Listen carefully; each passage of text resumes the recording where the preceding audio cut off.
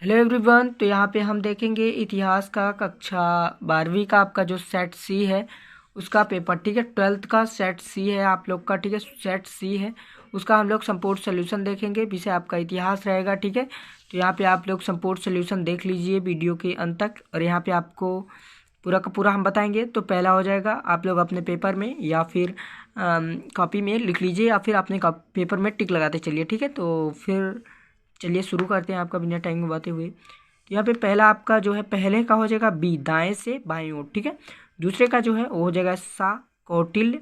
तीसरा जो है वो हो जाएगा दा, उपरोक्त सभी। ठीक है, जो चौथा है वो हो जाएगा आ, जिसमें हर वर्ष खेती होती है। ठीक है, पांचवा क्या है, बी, बी हो जाएगा आपका पूना। ठीक है, छठवा लगान में कमी, बी ही हो जाएगा। ठीक है, चलिए प्रश्न क्रमांक 2 की ओर आगे बढ़ते हैं। प्रश्न क्रमांक 2 आप लोग देख पा रहे होंगे, तो चलिए शुरू करते हैं।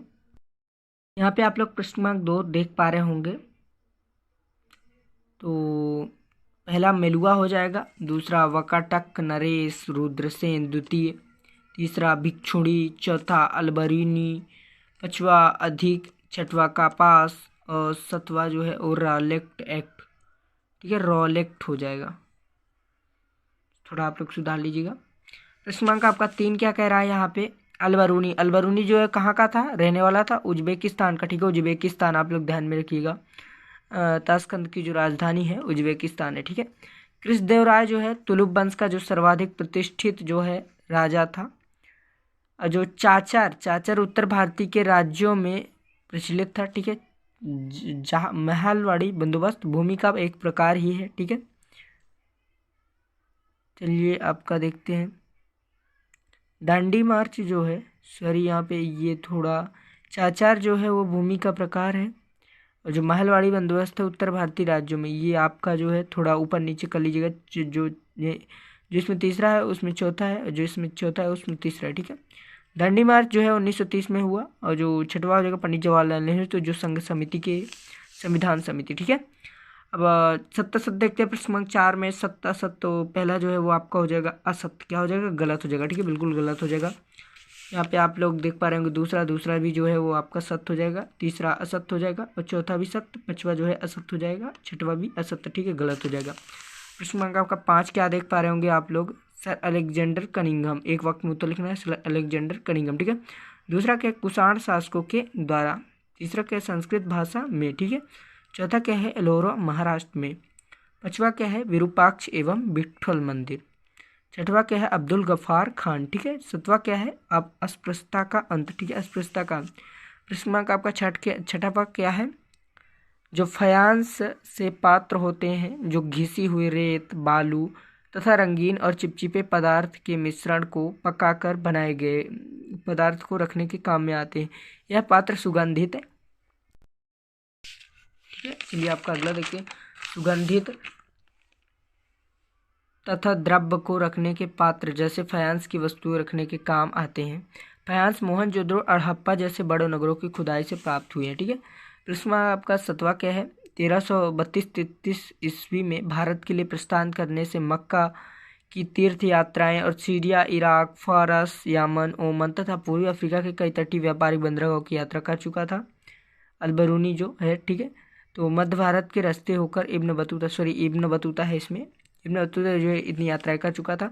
इब्न बतूता सन 1333 ईस्वी में स्थल मार्ग से सिंध पहुंचा था। ठीक है, मातृगृहता क्या है, मात्र सत्तात्मक समाज की प्रथा है। इस प्रथा के अंतर्गत स्त्रियां अपने विवाह के बाद मायके में ही अपने साथ रहती हैं। ठीक है, मायके में ही अपने रहती हैं, और उनके पति और उनके संतान मायके में ही उनके साथ रहते हैं। यह प्रथा मात्र सत्तात्मक समाज की प्रथा है, जिसमें स्त्रियों की प्रधानता दी जाती है। ठीक है, प्रश्न क्रमांक 9 का आपका देख, कृष्ण और तुंगभद्रा के बीच क्षेत्र को रायचूर दोआब भी कहते हैं। बहमनी सुल्तानों और हिंदू राजाओं के बीच इस दोआब पर कब्जे के लिए बराबर द्वंद्व होता है। इस दोआब में रायचूर तथा मुदगल नाम के 2 किले भी हैं। 10वां क्या है, मुगलों के केंद्रीय इलाकों में कर की गणना और वसूली भी नकद में की जाती थी। जो दस्तकार निर्यात के लिए उत्पादन करते थे, उन्हें उनकी मजदूरी या पूर्व भुगतान भी नकद में ही मिलता था। इसी तरह कपास, रेशम या नील जैसी व्यापारिक पैदा करने वालों का भुगतान भी नगदी ही होता था। प्रश्न क्रमांक 11 क्या है? कुदाल को पहाड़िया लोगों तथा हल्के को संथालों के जीवन का प्रतीक माना जाता है। ठीक है, चलिए प्रश्न क्रमांक आपका 12 देख लेते हैं। ठीक है, प्रश्न क्रमांक 12, विद्रोही घोषणा में बार बार इस बात के लिए अपील की गई कि भारतीयों को अपने मजहब और हितों की ओर ध्यान देना चाहिए तथा अंग्रेजों के प्रति अपनी वफादारी को छोड़कर बादशाही सरकार का साथ देना चाहिए। ठीक है, प्रश्न क्रमांक 13 आपका क्या कह रहा है? लाला लाजपत राय, बाल गंगाधर तिलक और बिपिन चंद्र पाल को सम्मिलित रूप से लाल बाल पाल के नाम से जाना जाता था। भारतीय स्वतंत्रता के संघर्ष में 1905 से 1918 की अवधि में वे गर्म राष्ट्रवादी विचारधारा के पक्षधर और प्रतीक बने रहे। वे स्वदेशी के पक्षधर थे और सभी आयात वस्तुओं के बहिष्कार के समर्थक थे। ठीक है, प्रश्न क्रमांक आपका 14 क्या कह रहा है? आज़ादी का बाद मना रहा था तो वह दूसरी तरफ दर्दनाक नज़ारे को दहला रहे थे। अंग्रेज सत्ता ने भारत को आज़ादी की खुशियां भी बंटवारे की बहुत बड़ी कीमत चुकाकर सौंपी थी। ठीक है, आर.वी. धुलेकर ने हिंदी में अपनी बात कही, जिस पर अध्यक्ष ने उन्हें टोकते हुए कहा कि सभा में मौजूद कई लोग को हिंदी नहीं आती और इसलिए वह उनकी बात समझ नहीं पा रहे हैं। इस पर धुलेकर ने तिलमिलाते हुए कहा कि जिसे हिंदुस्तानी नहीं आती उन्हें इस देश में रहने का हक नहीं है। प्रश्न क्रमांक 16 क्या है? 22 सितंबर 1966 को इसकी औपनिवेशिक घोषणा तत्कालीन भारतीय राष्ट्रपति डॉक्टर राधाकृष्णन ने एक विशेष समारोह में की थी। समालोचनक संस्करण में कुल 19 जिल्द या 13,000 पन्ने थे।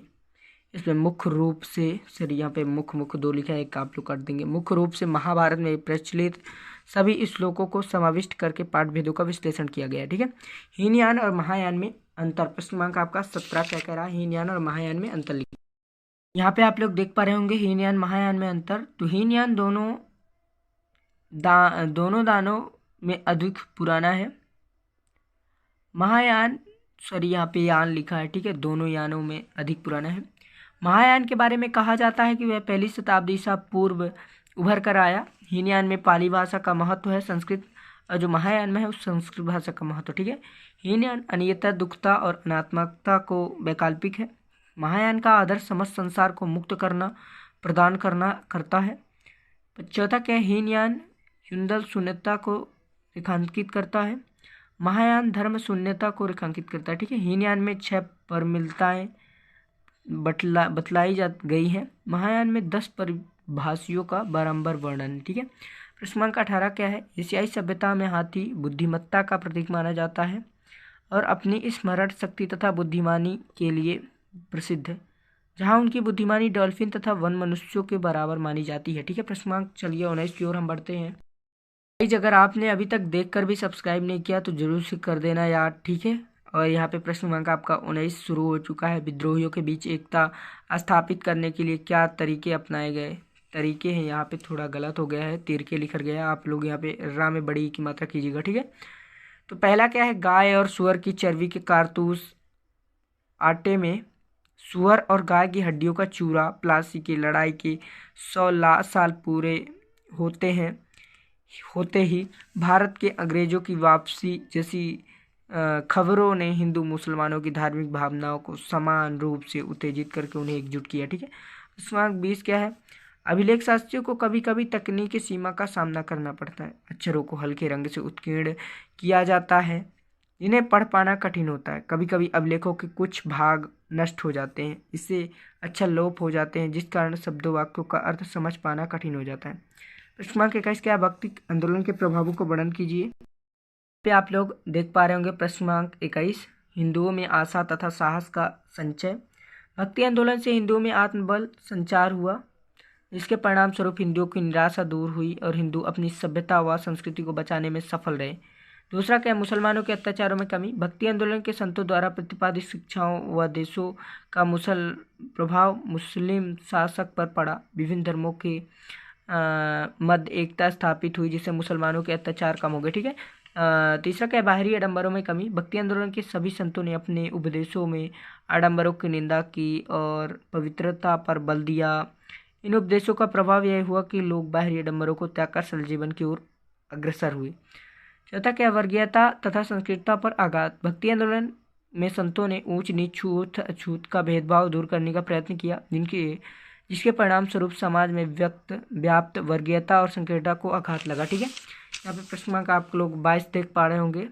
भारत छोड़ो आंदोलन सही मायने में एक जन आंदोलन था जिसमें लाखों लोग आम हिंदुस्तानी शामिल थे। इस आंदोलन ने युवाओं को बड़ी संख्या में अपनी ओर आकर्षित किया। उन्होंने अपने कॉलेज छोड़कर जेल का रास्ता अपनाया।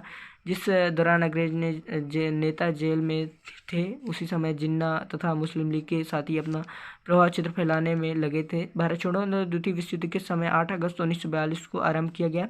यह एक आंदोलन था जिसका लक्ष्य भारत से ब्रिटिश साम्राज्य को समाप्त करना था। यह आंदोलन महात्मा गांधी ने किया था। ठीक है, तो हमने यहाँ पे आपको 100% रियल एंड सही सोल्यूशन बता दिया है। तो अगर आपने अभी सब्सक्राइब नहीं किया तो जरूर कर दीजिएगा। ठीक है, मिलते हैं फिर अगले वीडियो में। तब तक के लिए जय हिंद, वंदे मातरम। पढ़ते रहिए, बढ़ते रहिए। आपको अगली वीडियो किसकी चाहिए हो आप हमें कमेंट बॉक्स में बता सकते हैं। हम आपके लिए सदैव तत्पर रहेंगे विथ सोल्यूशन लेके। ठीक है, तो फिर मिलेंगे अगली वीडियो में। तब तक के लिए जय हिंद, वंदे मातरम। Good night everyone.